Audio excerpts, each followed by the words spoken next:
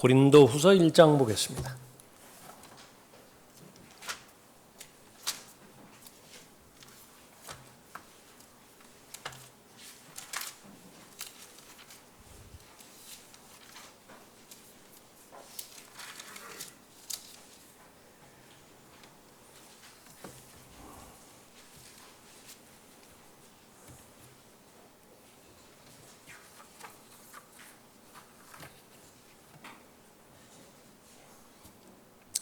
자, 고난을 극복하려면이라고 하는 제목으로 두 번째 시간 갖겠는데요. 3절부터 10절까지 받들겠습니다.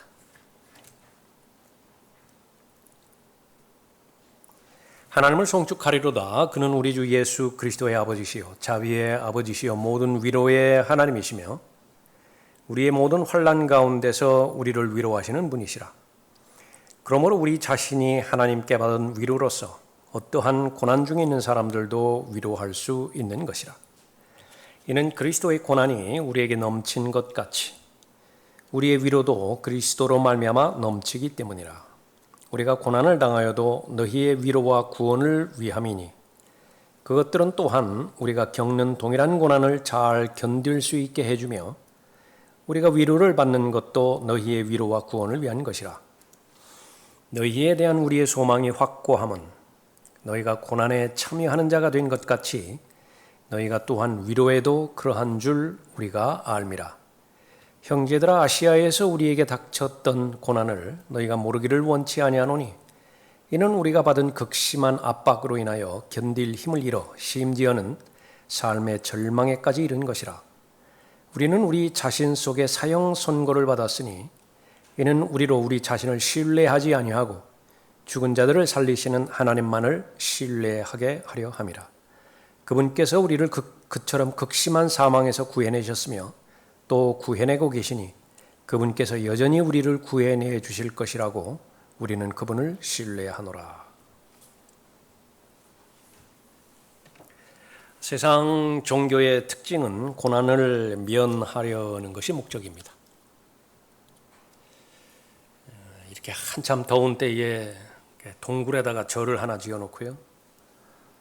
거기에는 에어컨이 필요 없을 정도로 선선한 바람이 들어오는데 거기에 아주 지극정성으로 그 절을 하는 여인네의 말을 들어볼 수 있었습니다. 이렇게 지극정성으로 불공을 들이니 하는 일들이 다 잘 되더래요. 그래서 더욱더 열심으로 이렇게 불공을 드린다고. 다 이해가 되어지는 말들이죠.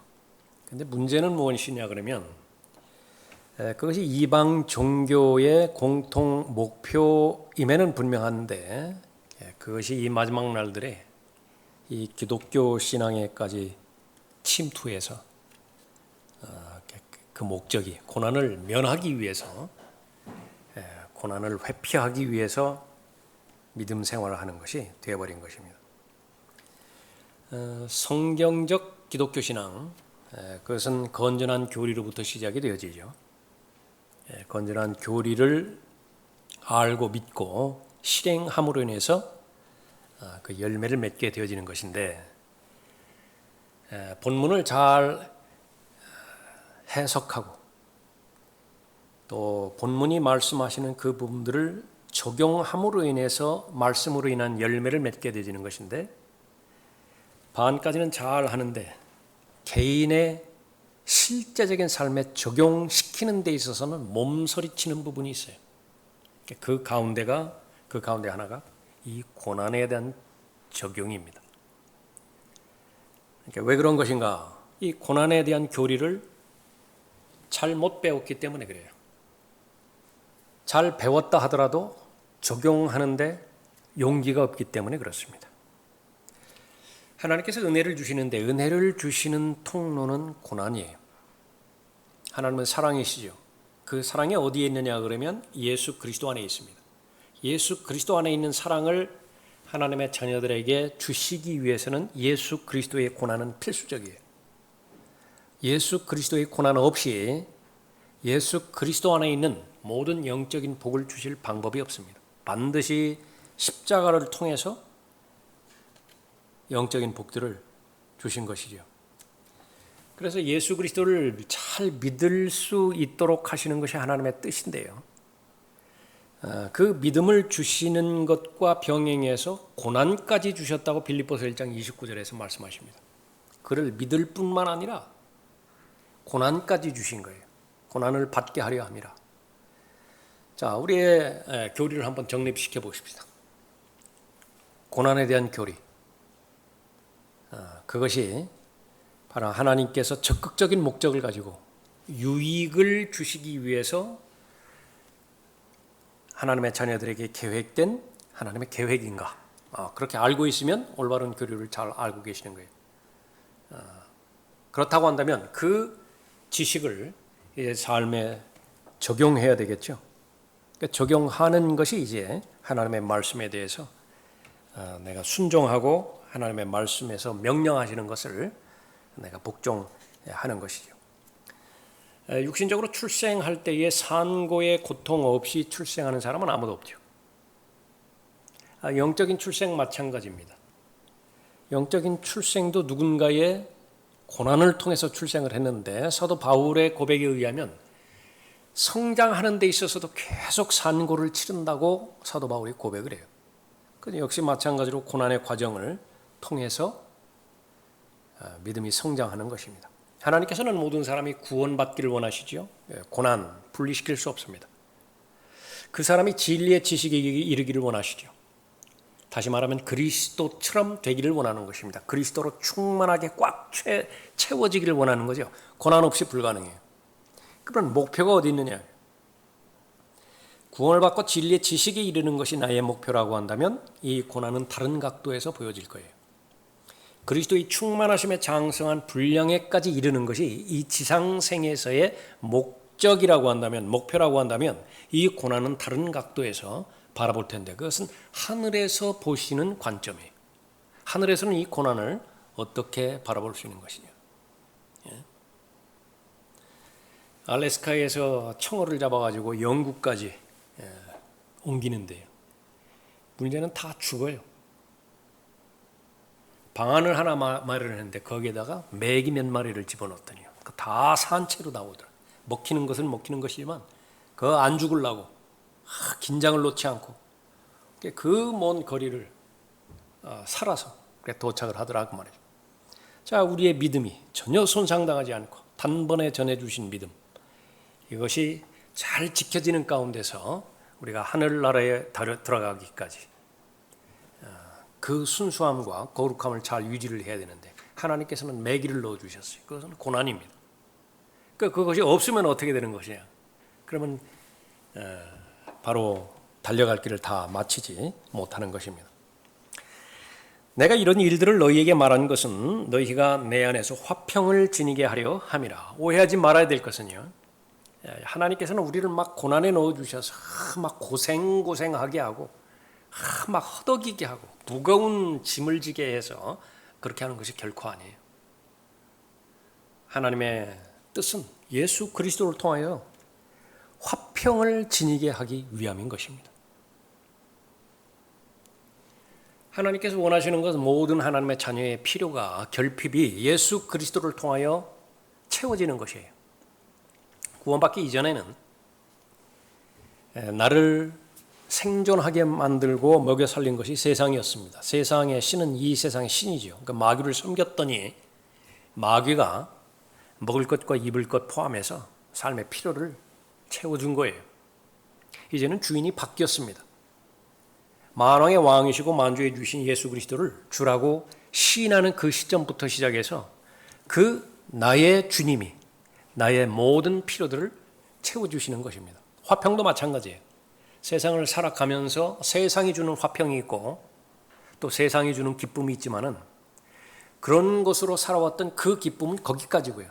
이제 진리의 지식에 이르렀을 때는 그 출처가 하나님으로부터 오는 화평이 있고 하나님으로부터 오는 기쁨이 있는 것이에요. 그것으로 살아가라는 것입니다. 그런데 여기에는 문제가 있어요. 그 예수님으로부터 오는 화평을 갖기 위해서는 그 과정에 반드시 고난과 환난을 통과해야 돼요. 고난과 환난 없이 하나님의 화평을 얻을 수 있는 방법은 없어요. 그것이 전체의 넓은 의미에서 보면 자기 부인입니다. 자기 부인의 과정을 통하지 않고 성령 안에 있는 하나님의 본성, 하나님의 성품, 그것에 참여할 수 있는 방법이 없는 것입니다. 내가 이런 일들을 너희에게 말하는 것은 너희가 내 안에서 화평을 지니게 하려 함이라. 세상에서는 너희가 환난을 당할 것이나 기운을 내라. 내가 세상을 이겼노라. 여기에 고난, 환난, 박해 이 모든 것이 다 포함이 되죠. 씨 뿌리는 자의 비유에서 마지막에 열매를 맺지 못하는 많은 요인들이 있는데 그 요인 가운데 하나가 환난이에요. 환난은 반드시 닥치게 되어 있습니다. 그 말씀이 정말로 참된 하나님의 입에서 나오는 말씀이고 변질되지 않은 하나님의 말씀임이 분명하다고 한다면 그것이 우리 마음 안에 들어와서 열매를 맺을 수 있는 그 과정 가운데 포함이 됐다면 마귀는 그것을 방치하지 않습니다. 실패하지도 않아요. 반드시 그 말씀이 열매 맺지 못하도록 방해하는 요소들을 넣어줄 텐데 그 가운데 가장 큰 것은 환난입니다. 무섭게 만들어요. 그 말씀을 처음에는 기쁨으로 받고 그것을 인내로서 잘 견디고 환난이 오든 이 세상에 염려가 오든 이 세상이 주는 쾌락이 오든 그것을 다 극복할 수 있는 힘으로 견뎌 나가야 되는 것인데 여기서 다 주저앉게 만들어버리는 것이지요. 그런 의미에서 고난에 대한 교리는 잘 배워야 되는 것입니다. 제자들의 혼을 강건케 해주고 그들이 믿음 안에 거하도록 권고하며. 왜 교회에 이렇게 열심으로 모이는 것인가? 성경 공부의 목적은 무엇인가? 혼을 강건하게 해주는 데 있습니다. 그것이 순수한 동기예요. 계속해서 믿음 안에 거하도록 해주는 것이 모임의 목적입니다. 그런데 거기에 대해서는 또 치러야 될 대가가 있어요.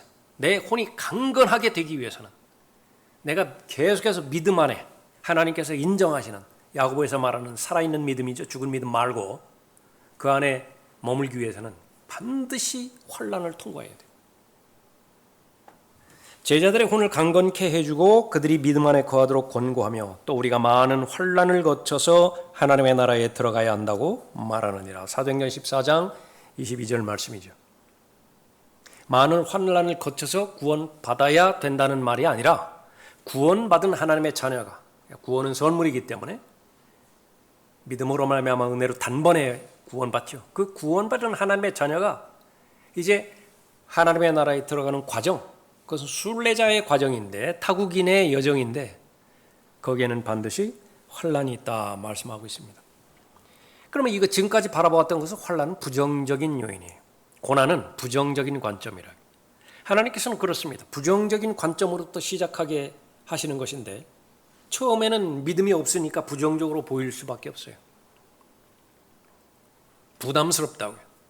그러나 하나님께서 계획하시고 하나님께서 목적으로 주시는 것 가운데 단 하나도 부정적인 것은 없습니다. 가장 좋은 것들, 최상의 것들만 주세요. 그런데 시작 단계가 부정적으로 보일 뿐이에요. 환난의 목적은 무엇이냐? 이뿐만 아니라 우리가 환난 중에도 즐거워하나니 환난은 인내를 이루고 그랬습니다. 이 마지막 날들에 특히 두 가지 요소가 절실하게 필요한데 그것은 하나는 절제이고 하나는 인내예요. 예수 그리스도의 재림을 기다리는 시점에서. 인내는 어떻게 이루어지는 것인가? 그러니까 환난이 없으면 인내는 이루어질 방법이 없어요. 그렇기 때문에 하나님께서는 이 환난이라고 하는 고난이라고 하는 선물을, 고난이라고 하는 은혜를 포장지만 다를 뿐입니다. 그 안에는 하나님의 복으로 그렇게 주시는 것이죠. 고난을 극복하려면 어떻게 되는 것인가? 고난의 유익을 믿어야 됩니다. 하나님께서는 고난에 대해서 말씀하실 때에 고난은 유익이 된다라고 말씀하시는 것이에요. 그런데 우리는 별로 탈가워하지 않아요. 이 부분을 우리는 극복할 수 있어야 되는 것입니다. 고난당하는 이유, 하나님의 능력이 없기 때문에 고난당하는 것도 아니고 하나님께서 나를 버리셨거나 심지어 하나님으로부터 내가 형벌을 받는다거나 그것 때문에 고난을 받는 것도 아닌 것입니다. 큰 잘못을 범했기 때문에 고난을 당하는 것도 아니에요. 고난에는 하나님의 뜻이 있습니다. 그것이 바로 하나님께서 하나님의 자녀들에게 가르쳐 주시는 교리예요. 고난, 그것을 잘 통과했을 때에 혼이 더 강건하게 될 것이고요. 믿음이 견고하게 되어질 것이며 또 모든 비진리로부터 거짓으로부터 자유롭게 될 것입니다. 특히 번영신학이라고 하는 것. 예수 그리스도 믿으면 삶이 안정되어지고 물질적으로 부를 누리고 관계들이 모두 정상화되어지고 자녀 문제가 해결되고 하는 기도마다 응답되어지고 그런 그 부분들의 오류가 어디 있는 것인지 그것을 전체적으로 잘 분별할 것이고 하나님의 진리의 말씀으로부터 성장을 하게 될 것입니다. 고난을 극복하려면 고난의 유익을 믿어야 됩니다. 첫 번째로 고난은 하나님의 사랑을 깊이 경험하게 합니다. 하나님의 사랑을 깊이 경험하게 하는 것입니다. 3절 보십시오. 하나님을 송축하리로다.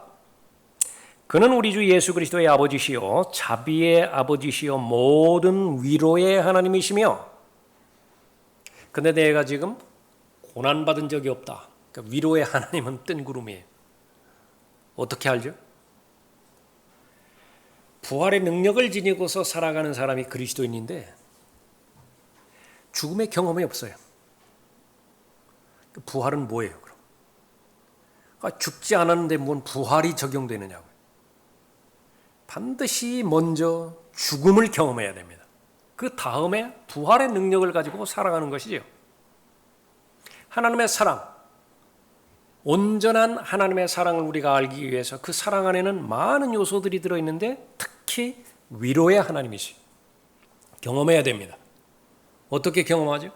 하나님께서 허락하시는 고난을 잘 통과하면 돼요. 고난에 대해서 잘 반응하면 됩니다. 고난을 잘 극복하면 되죠. 4절에 우리의 모든 환난 가운데서 우리를 위로하시는 분이시라. 그러므로 우리 자신이 하나님께 받은 위로로서 어떠한 고난 중에 있는 사람들도 위로할 수 있는 것이라. 하나님께 받은 위로, 다시 말하면 세상으로부터 받은 위로, 대조가 되겠죠. 어떠한 고난 중에 있는 사람들, 고난도 다양합니다. 그러나 하나님과 무관한 상태에서 고난당하는 사람들도 있어요. 그 사람들도 위로가 물론 필요합니다. 그러나 1차적으로 본문에서 언급하고 있는 것은 하나님의 사랑 때문에 예수 그리스도로 인한 헌신 때문에 예수 그리스도를 섬기는 순수한 동기 때문에 당하는 고난이에요. 그 외의 고난이 아니라 그런 고난은 반드시 하나님께서 주체가 되셔서 하나님께서 위로하실 것이에요. 그것이 바로 하나님의 능력인 것입니다. 그것을 경험할 때 하나님의 사랑을 더 잘 알아가는 것입니다. 하나님의 사랑을 더 깊이 알아가는 것입니다. 하나님은 모두 성령 하나님은 위로의 하나님이시죠. 위로자이십니다. 예수 그리스도는 우리에게 있는 변호인이시죠. 오늘 본문의 말씀에 의하면 아버지 하나님도 위로의 하나님이시죠. 다 같은 말이에요.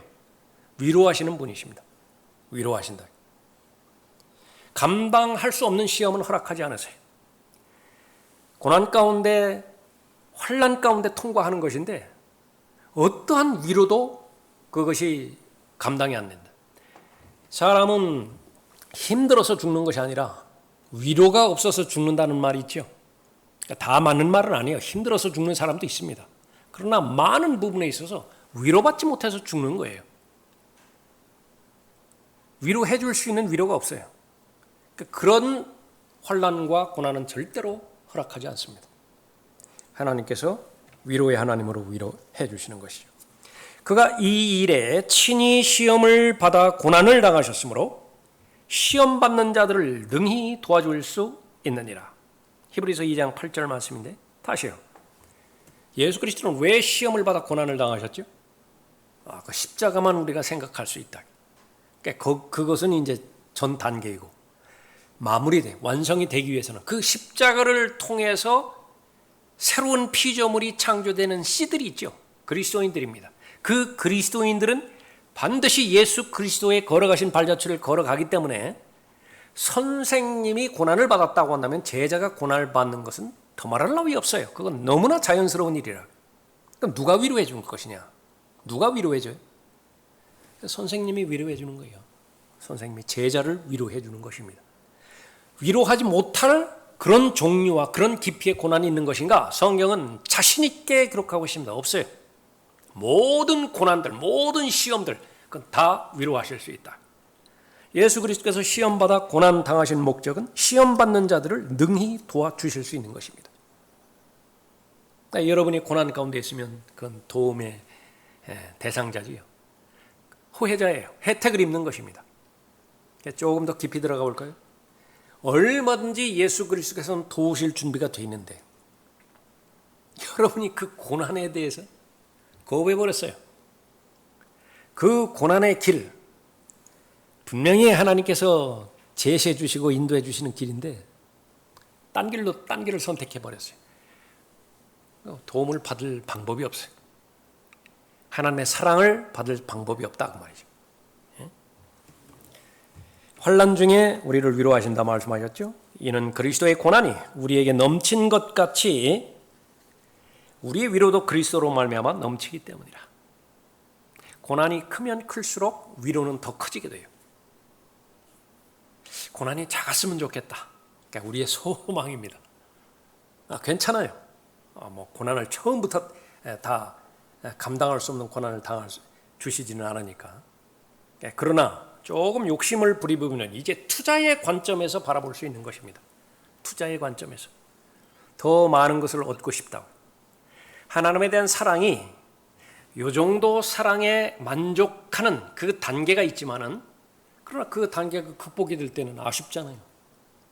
더 가까이, 더 깊이 친밀성에 더 목말라하고 더 배고파하는 것이 아니겠어요? 그 하나님의 방법은 그것입니다. 그러면 하나님을 더욱더 경험하게 되는 것이 더 큰 고난과 더 깊은 골짜기를 통과하게 하는 것입니다. 여러분이 고난 중에 있습니까? 고난은 다양하다고요. 그러니까 육체적으로 괴로운 그런 고난, 거기서부터 시작하는 것이지만 혼적인 고통도 있고요, 영적인 고통도 있어요. 그런 모든 고난들이 있지만은 그러나 극복할 수 있는 방법 첫 번째, 이 고난의 목적은 하나님의 사랑을 경험하게 하는 것이다. 그러면 위 바라보면 돼. 단순하게, 복잡한 거 단순화시켜서, 가장 단순화시켜서 위를 바라보면 하나님께 가까이 다가갈 수 있는 것입니다. 고난을 극복하려면 고난의 유익을 믿으면 됩니다. 고난은 유익이 있어요. 두 번째로 고난은 하늘의 관점에서 우리를 바라보게 해주십니다. 6절 보십시오. 우리가 고난을 당하여도 너희의 위로와 구원을 위함이니. 위로와 구원이라고 했죠. 이 구원은 이 고난으로부터 구원받는 것뿐만이 아니라 우리의 이제 믿음의 여정이 다 완성되지는 그 부분까지 포함시킬 수 있습니다. 구원을 위함이니 그것들은 또한 우리가 겪는 동일한 고난을 잘 견딜 수 있게 해주며 우리가 위로를 받는 것도 너희의 위로와 구원을 위한 것이라. 고난을 통해서 연단시켜 주십니다. 고난을 통해서 정결케 해 주세요. 고난이 없으면은 내 믿음 생활이라고 하는 것인데 이 믿음 생활을 현미경으로 들여다보기 전에 거울에 비추어 보기 전에 얼마만큼 많은 군더더기들이 묻어 있는지 알아차리지 못해요. 사람은 자기중심적이기 때문에 자기 자신에 대해서는 과대평가할 수밖에 없어요. 자기 자신에 대해서 과대평가한다고. 그 과대평가하는 것을 하나님께서 도우셔서 실제 나의 믿음의 크기가 얼마인지를 나로 하여금 확증하게 해요. 확증하게 한다고요. 그것이 하나님께서 나를 도와주시는 거예요. 그러면 교만하지 않아요. 그러면 들떠서 이리저리 휩쓸리지 않습니다. 하나님 안에서 하나님께서 yes라고 말씀하신 것은 yes이고 no라고 말씀하신 것은 no예요. 그것이 실제 나지요. 고난이 없다고 한다면 내 안에 형성되어지는 그 믿음 안에 얼마나 많은 찌꺼기들이 그렇게 많이 구성되어 있는 것인지 그것을 알지 못하는 것입니다. 믿음은 순수해야 되죠. 우리가 순종하는 동기도 순수해야 됩니다. 내가 거룩하니 너희도 거룩하라. 그러나 고난이 없다고 한다면 내가 하나님께서 인정하시는 인내와 순종, 하나님께서 인정하시는 믿음, 그것이 얼마만큼 하찮은 것인지 얼마만큼 적은 것인지 알지를 못해요. 고난은 그런 부분에 있어서도 필요한 것입니다. 고난을 통해서 하나님의 사랑을 더 경험하게 하고요. 고난을 통해서 우리가 인내를 만들어 나가죠. 성숙해지는 것입니다. 그러면 성숙해지는 사람의 증거는 무엇이냐 그러면은 다른 사람이에요. 다른 사람이라고, 다른 사람. 지금까지는 나 중심이었다고요. 모든 부분들이 나 중심이었어요. 그거 잘못된 거 아닙니다. 자기 자신을 잘 지켜야 되고 자기 자신을 잘 육성시켜야 되고 또 자기 자신 안에 성령 안에는 의와 화평과 기쁨으로 자기 자신을 충만하게 채워야 될 거 아니겠어요? 그런데 이제 그 한 단계를 넘어가고 극복하면 다른 사람이 이제 눈에 들어오기 시작하는 거예요.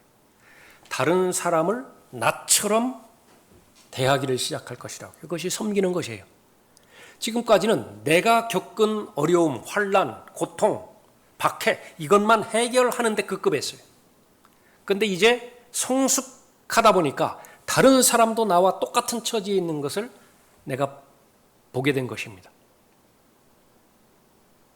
하나님의 말씀은 바로 그 부분이에요. 6절 다시 보시오. 우리가 고난을 당하여도 너희의 위로와 구원을 위함이니. 우리의 고난인데 너희의 구원으로 연결되는 거예요.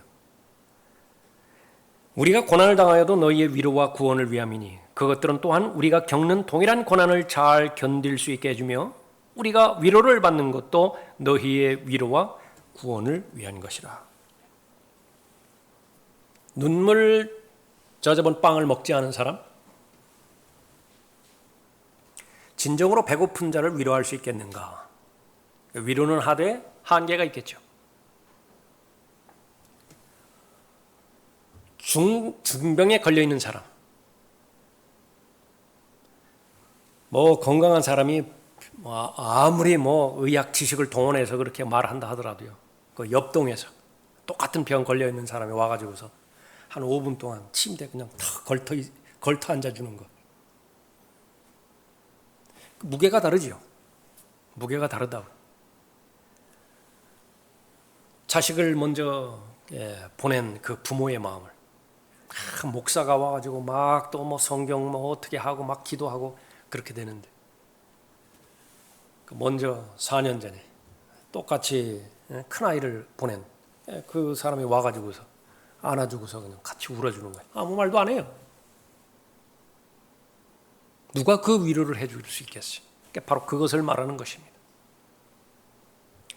목적, 그것은 바로 깊이 있는 삶을 살게 해주는 것인데요. 사람을 깊이 있게 만드는 것은 고난입니다.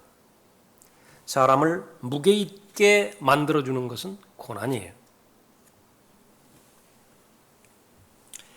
고난을 잘 극복한 사람, 다른 사람에 대해서 함부로 비판하지 않고요. 함부로 정죄하지 않습니다. 충분히 그 사람의 입장에서는 이해가 되어지기 때문에 그렇죠. 고난을 잘 통과했다고 하면서 출삭거리고 출랑거리는 사람 없어요. 고난을 잘 통과한 사람, 시야가 넓어집니다. 전에는 그것만이 다였다고요. 시야가 넓어진다라고 하는 것은 그만큼 더 많은 지혜를 소유한다 그 말이죠. 야고보서 1장에서 말씀하시는 그 부분이에요. 고난을 당하면 하나님 앞에 기도하죠. 무엇을 기도해요? 그 고난에 대한 의미와 고난에 가장 적합한 기도를 할 수 있는 지혜를 주시라고. 기도의 응답이 됐어요. 지혜의 사람이 되겠죠. 교실에서는 얻을 수 없는 지혜예요. 온실에서는 얻을 수 없는 지혜라고요. 그 지혜를 경험하고 얻은 사람, 세상을 바라보는 관점이 점점 예수 그리스도의 관점에서 바라본다고요. 세상을 바라보는 관점이 점점 높아진다고요. 그 전에는 땅에서만 바라봤다고요. 땅에서만. 그러니까 1대1로만 해결하려고 하는 거예요. 무슨 원인 때문에 이런 결과가 왔는 것이에요. 그러나 점점 고도가 높아지죠. 그러니까 하늘의 관점에서 바라보게 하는 것입니다. 그 사람은 고백할 수 있습니다. 이런 까닭에 우리가 낙심하지 아니하노라. 왜 낙심하죠? 낙심하게 되는 원인은 뭐죠? 환난과 고난 때문에. 계속 환난이 와봐요. 계속 고난이 와봐요. 왜 낙심하지 않겠어요? 근데 그것은 세상의 이치대로 세상의 관점에서 해결하려고 할 때의 그런 것이고, 이제는 하늘의 관점을 봤죠. 이제 낙심하지 않아요. 차원이 다르기 때문에. 오히려 우리의 겉사람이 썩어질지라도 우리의 속사람은 날마다 새로워지나니. 고난밖에 없어요. 이건 속사람이 새로워지는 것은요, 고난밖에 없어요. 이는 우리가 잠시 받는 가벼운 환난이 우리를 위하여 훨씬 뛰어난 영원한 영광의 비중을 이루어가기 때문이라. 투자 마인드가 필요한 본문이죠. 아무나 투자 못해요. 아주 꿰뚫어 봐야 된다. 통찰력을 가지고. 정말로 그것이 투자하면은 그 결과 적어도 30배, 많으면 10,000% 건질 수 있는 투자냐, 확신이 들 때에 투자하는 거예요. 어떻게 투자하죠? 기쁨으로 투자하는 것입니다. 왜요? 봤거든요. 뭘 봐요? 보석이 담겨있는 그 상자 땅 밑에 묻혀 있잖아요. 근데 지금 자기가 소장농이라고요. 자기 밭 아니에요. 그러니까 팔 수 있는 거 모두 다 팔아가지고 그 밭을 반드시 사는 거예요. 그래야 내 것이 되어지는 것이니까. 영광의 비중입니다. 우리가 바라보는 것은 보이는 것들이 아니요 보이지 않는 것들이라.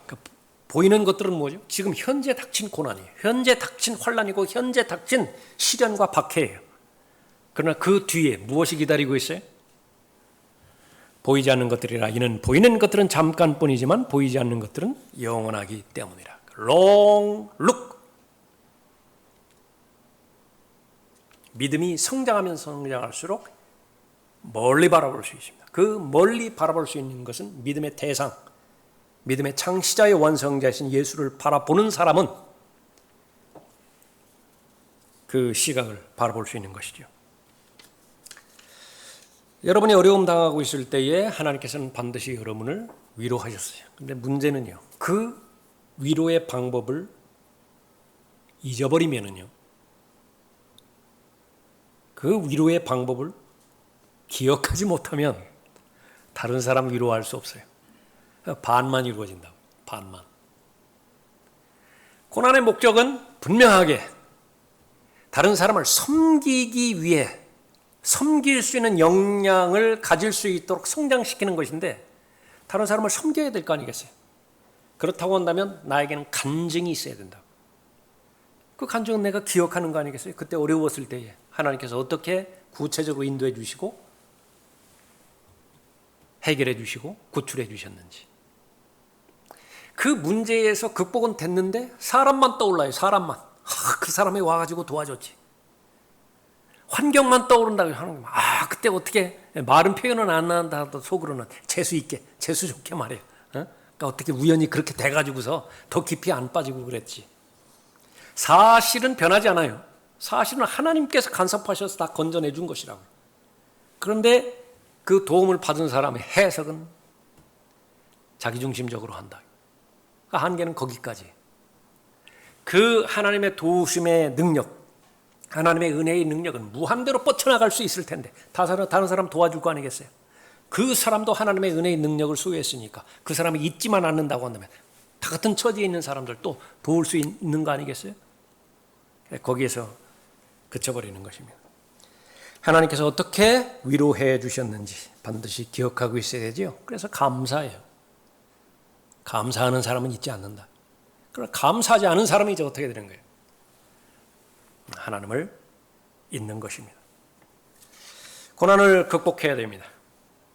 왜냐하면 하나님의 계획 안에 들어있는 것이 고난이기 때문에 그렇죠. 어떻게 극복할 수 있죠? 성경을 믿으면 돼요. 성경에서 고난에 대해서 무엇이라고 가르쳐 주시고 권면하고 또 명령하시는 것인가? 고난의 유익을 믿으면 되는 것입니다. 마지막 세 번째로 고난은 하나님만을 신뢰하게 합니다. 8절 보십시오.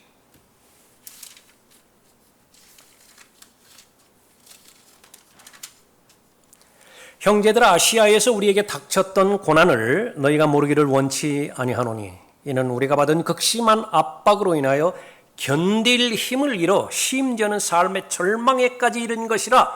여기까지 몰고 가셔야 돼요. 삶의 절망에까지 가야 하나님 신뢰해요. 나는 안 그렇습니다. 아니에요. 아니라고요. 당신도 다르지 않다고요. 삶의 절망에까지 가야 하나님을 신뢰하게 그렇게 돼 있어요. 죄라고 하는 것이 그렇게 무서운 거예요. 타락이라고 하는 그 현실이 그렇게 암울한 것입니다. 여기까지 가지 않으면요, 하나님 신뢰하지 않아요. 하나님 신뢰하는데 그렇게 보일 뿐이에요. 그렇게 보일 뿐이라. 그것이 언제 들어가는 것이냐? 실제로 삶의 절망의 위기에 닥쳤을 때에 정말로 내가 무엇을 신뢰하고 있었던 것인가, 무엇을 잡고 있었던 것인가, 그때 드러나요. 하나님께서는 하나님의 자녀들을 한 사람이라도 놓치고 싶지 않은 것입니다. 모두가 다 믿음의 사람으로서, 모두가 다 강한 은혜 아래에서 강한 사람으로 만들기를 원하는 거죠. 계속 훈련시키는 거예요. 삶의 절망에까지 이른 것이라. 9절에 우리는 우리 자신 속에 사형 선고를 받았으니 이는 우리로 우리 자신을 신뢰하지 아니하고 죽은 자들을 살리시는 하나님만을 신뢰하게 하려 함이라. 강조입니다. 사형 선고. 아주 심각한 말이죠. 우리 자신을 신뢰하지 아니하고 죽은 자들을 살리시는 하나님만을 신뢰하게 하려 함이라. 그분께서 우리를 그처럼 극심한 사망에서 구해내셨으며 또 구해내고 계시니 그분께서 여전히 우리를 구해내 주실 것이라고 우리는 그분을 신뢰하노라. 10절의 말씀이 나에게 그대로 적용이 됐다. 이 본문이 무엇을 말하는지 정확하게 해석이 됐고 해석된 내용을 이제는 내 개인에게, 내 삶의 구체적인 영역에 그대로 적용이 되었다. 세상이 감당하지 못해요, 그 사람을. 그런 사람으로 하나님께서 만들려고 하는 것입니다. 삶의 절망에까지 이른 것이라. 바울의 고백이죠. 이거 과장한 거 아니에요. 여기까지구나. 내 인생은 여기까지구나. 하나님을 섬기는 것이 그 표현하고 똑같은 것입니다. 고린도후서 11장 23절 이후에서 아주 구체적으로 나왔죠. 이 여러 가지 이 부분들, 죽을 뻔한 매를 5번이나 맞아요. 죽을 뻔한 매를 5번이나 맞아요. 배가 여러 번 파손이 되고 동족은 동족대로 또 이방인은 이방인대로 적을 품죠. 내 편이 좀 있어야 되는데 내 편이 없어요. 그래서 바울은 금식을 한 사람입니다. 근데 금식이 아니라 먹을 것이 없어서 굶어요. 먹을 것이 없다고요. 굶어. 금식이 아니라 모두가 다 그리스도를 위한 그런 예수 그리스도를 섬김으로 인한 그런 그 부분이죠. 예수 그리스도께 헌신한 바울이 왜 이런 고난을 받게 되는가? 하나님께서는 왜 이런 고난을 바울에게 허락하셨는가? 하나님만을 신뢰하게 하려 함이라. 이 사실을 깨달았을 때에 다른 사람은 발견할 수 없는 하나님의 은혜의 깊이를 깨달아요. 바울이 고린도후서 12장에서 다음 장이죠. 다음 장에서 외칩니다. 감격에 거워서 외쳐요. 하나님의 은혜로다. 이게 감당할 수 없는 은혜예요. 여기에 역설이 있습니다. 이것은 이해가 안 돼요. 이건 경험으로만 내 것이 되는 것입니다. 여러분들은 다 적건 크건 간에 경험이 있을 것이라고요. 그런 경험들. 여러분의 삶의 형태는 다 다르니까요. 저는 저의 인생이 있고 여러분은 여러분의 인생이 있잖아요. 그 어려움 겪었을 때 고난과 역경이 주어졌을 때에 하나님만을 신뢰하게 만들어서 그렇게 막다른 골목으로 몰아간 거예요. 거기서 낙심하지 않고, 그건 올바른 반응이 아니에요. 거기서 하나님에 대해서 원망하고, 그거 올바른 반응도 아니라고요.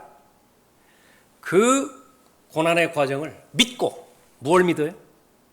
고난에는 목적이 있어요. 반드시 나에게 유익을 주실 것이에요. 내가 할 일은 다시 원점으로 돌아가는 것입니다. 하나님의 주인이신 하나님을 인정하고 나는 청지기예요. 아무것도 아니에요. 내 인생 자체도 하나님 거예요. 그냥 나는 살아드리는 거예요. 내 몸은 물론이고 내 인생 자체도 마찬가지고. 죽이실 것이면 하나님의 목적에 의해서 죽이실 것이고요. 그렇다면 그 죽음은 하나님께서 영광 받으시는 죽음이에요. 하나님께서 죽이실 것 같으면 죽이신다고요. 그러면 그 죽음은 하나님 앞에 영광을 돌리신다고요. 살리실 것 같으면 이 고난을 또 극복하게 하실 것이라고요. 한 번의 기회를 더 주시는 것이에요. 왼편의 결정이나 오른편의 결정이나 다 하나님을 영화롭게 해드리는 것입니다. 그 단순한 삶의 동기로 다시 돌아가면 이제 그 고난은 그 모든 사람에게 유익이 돌아오게 되는 것입니다. 그러면 여러분의 이제 그것이 간증이 하나님에 대한 신뢰, 그것이 이제 다른 사람은 그런 신뢰 없어요. 여러분의 삶의 영역에서 여러분이 경험과 체험으로 얻은 것이기 때문에 여러분만이 하나님을 신뢰하는 그 신뢰가 있다고요. 그것이 여러분 거예요. 다른 사람은 없어요. 그런 거. 그러니까 그것들을 이제 계속해서 하나님께서는 더 많이 소유하기를 원하는 것입니다. 하나님만을 신뢰하게 하려 함이라. 처음에 언급한 것처럼 이 부분은 죽어야 됩니다. 이 진리를 얻기 위해서는 죽지 않으면 불가능해요. 근데 오늘날의 세태는 어떻다고요? 성경적 교리. 이 부분들에 대해서는 받아들이는데 그다지 어려울 것 같지 않다. 특히 우리 서클 내에서는. 위험스러운 것은 지적 유희에서 끝나게 돼버린다고 한다면 그것은 마귀의 고도의 술책에 넘어가는 거예요. 예? 여기까지 잘 배웠다. 그러면 이제 내가 어려움 당할 때 있어요. 거의 대부분의 어려움은 관계 속에서 올 거예요. 여러분의 남편과 아내, 부모와 자녀와의 관계, 여러분의 동역자와의 관계, 또 여러분의 직장과 사업터에서의 관계, 선배면 후배, 학생이면 학생, 그 가운데서 어려움이 왔을 때에 과연 이 고난을 하나님께서 주시는 고난으로 인식을 하고 내가 올바른 정상적인 그리스도인의 삶을 예수 그리스도와 동행하면서 살아가고 있다고 한다면 지금 현재 어떻게 바라보는 것이냐, 하나님의 관점에서 해석이 될 것이라고요. 그럴 때 이제 반응하겠죠. 어떻게 반응을 해요? 기도하는 사람이니까 기도할 것이라고요. 구체적인 영역 하나하나를 놓고 어떻게 결정해야 됩니까? 하나님께서 알려주시겠죠. 확신을 주시겠죠. 그렇다고 한다면 이 고난의 유익에 대해서 여러분들 경험할 것이지만 마귀는 그렇게 녹록한 존재 아니에요. 지적으로 동의하는 데 있어서 절대로 방해하지 않을 것이라고. 그러나 그 하나님의 진리의 지식이 여러분의 자신 안에 적용시키기 위해서 매일매일이 고난이에요. 여기서 자유로운 사람은 없어요. 왜 그렇습니까? 하나님께서 말씀하셨다. 자기를 부인해야 돼요. 자기 십자가를 져야 돼요. 그리고 예수 그리스도를 따라가야 돼요. 이 부분에 대해서 얼마만큼 큰 고난들이 있습니까? 별로 고난으로 느껴지지 않는다고? 여러분은 잘 훈련돼서 그래요. 그러나 그 훈련됐다고 해서 그것이 내일을 보장해 주진 않습니다. 그것이 익숙해지지 않아요. 시간이 지나면 지날수록 계속 그 고난의 종류와 고난의 다양성, 고난의 깊이, 그것은 다양하게 오는 것입니다. 그것을 시작으로 해서 여러분의 환경, 여러분의 모든 관계들 이렇게 됐을 때에 바로 하나님께서는 그 고난을 잘 극복함으로 인해서 고난이 주는 유익에 대해서 언급하고 있죠. 고난의 원인, 이 고난이 무엇 때문에 온 것이냐 깊이 파고들지 마세요. 깊이 알려고 하지 마세요. 욥의 고난에 대해서 이제 절정이 왔을 때요, 하나님께서 질문을 하나 하신다고. 세상의 기초가 놓일 때 너 어디 있었어? 세상에 기초가 안 열릴 때 너 뭐하고 있었어? 너 어디 있었어? 거기 누가 돼버려요? 그것이 하나님의 바운더리. 근데 뭘 알아요? 뭘? 이 고난의 원인이 막 세부적으로 막 관찰하려고 하고, 그것보다는 어련히 알아서 주셨겠어요? 그렇죠. 어련히 알아서 주셨겠어요? 나보다 더 나를 잘 아시는 분인데. 목적에 초점을 맞추는 거예요. 이 고난이 반드시 유익이 될 텐데, 그것은 제일 첫 번째, 이 고난에 대해서 하나님 앞에 감사하고요. 환난 즐거워하라고 그랬잖아요. 왜? 그 다음에는 이제 조금만 있으면 인내로 그것이 바뀌어지니까. 그 다음에 이제 예수 그리스도의 마음과 생각으로 하나님의 관점에서 이 세상을 더 넓게 바라볼 수 있는 안목이 생긴 것입니다. 그것은 다른 말로 하면 지혜가 더 많아진다 그 말이죠. 사람에 대해서 더 많은 사람 품게 될 것이라고요. 용서에 대해서 가르치고 용서에 대해서 설교하고 이거 막 그다지 어렵지 않아요. 몇 시간 준비하면 되잖아요. 근데 자신에게 실제로 그 명제가 왔다. 전혀 다른 세상이에요. 그건 전혀 다른 세상이에요. 그런데 그것이 그 괴리를 없애는 거예요. 그 괴리를 극복하는 것입니다. 그것이 바로 성령의 능력으로 성령께서 맺으시는 성령의 열매인 것이죠. 하나님께서는 여러분이 구원받았다라고 한다면 여러분을 성숙하게 만드시는 것이 계획입니다. 인생을 진중하게, 인생을 가볍게 살지 않고 하나님께서 바라보실 때 천사도 부러워하는 것이 구원받은 이후에 그리스도인의 삶 아니에요. 천사도 부러워한다고 그러한 삶을. 그 아주 귀한 기회들, 계기들, 그걸 잘 살기를 원하는 것인데, 그것은 하나님께서는 한 가지만 하면 됩니다. 하나님만 신뢰하면 돼요. 근데 우리가 인정해야 되는 것은 고난을 통해서, 심지어는 어떤 경우에는 삶의 절망에까지 하나님께서 몰고 가시는 것은 나를 더 잘 아시기 때문에 그렇죠. 그렇게 될 때에 나는 하나님을 더 신뢰하고 하나님 한 분만을 더 신뢰함으로 인해서 마귀가 두려워하고 마귀가 무서워하는 존재가 되어지는 것입니다. 지금까지 여러분이 닥친 그런 고난들 잘 극복해 오셨다라고 한다면 오늘 기도 모임을 통해서 다시 한번 감사드리고요. 지금 현재 고난 중에 계십니까? 다양한 형태에서. 그렇다고 한다면 오늘 본문 말씀을 기준으로 해서 하나님 앞에 간구하십시오. 성령 하나님께 도움을 요청하세요. 하나님께서 원하시는 기도로 여러분의 기도를 인도해 주시라고. 그리고 하나님의 약속의 말씀 그렇게 신뢰하고 교리를, 이 고난에 대한 교리를 잘 믿음으로 인해서 고난을 잘 극복하는 여러분이 되시기 바랍니다.